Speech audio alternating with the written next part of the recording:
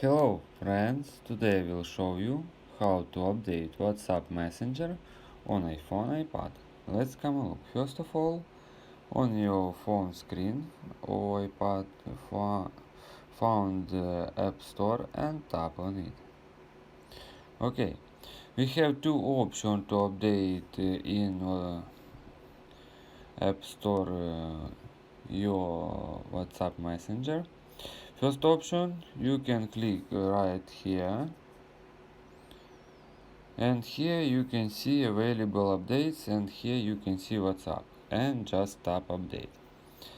Second option, you can go in main page in App Store.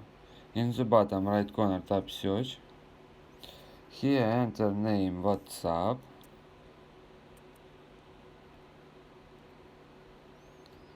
Okay, WhatsApp.